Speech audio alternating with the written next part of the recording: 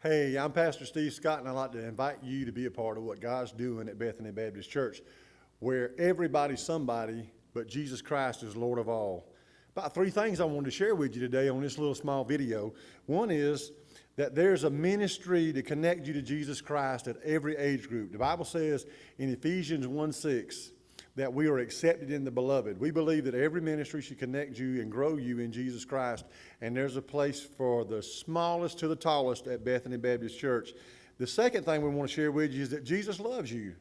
He died on the cross for your sins that you might be saved. John 3:16 says, "For God so loved the world that he gave his only begotten Son, that whosoever believeth in him should not perish but have everlasting life." A couple of scriptures that we believe will bring you to saving knowledge of Jesus Christ is Romans 3:10 says that all have sinned and come short of the glory of God. That's everybody. And if you'll admit that you're a sinner, Romans 6:23 says, "For the wages of sin is death, but the gift of God is eternal life through Jesus Christ our Lord." So admit and believe on Jesus Christ and confess your sins and call him Lord. Ask him into your heart to be the Lord of your life.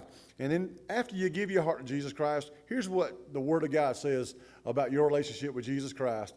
1 Peter 5:7 says, "Casting all your cares on Jesus Christ because he cares for you." So Jesus loves you, and he wants you to be an integral part of the work of Jesus Christ in the local church. And the third and final thing I'll share with you today is you can come to Bowling Town and just follow the signs to find us. It's very easy right here in our community. Come to Bowling Town, follow the signs, call 383-1762 for a phone contact, or check us out on Facebook at Bethany Baptist Church, Orangeburg, South Carolina. Come see what God's doing at Bethany Baptist Church, and we hope you will be a part of it in Jesus' name. God bless you.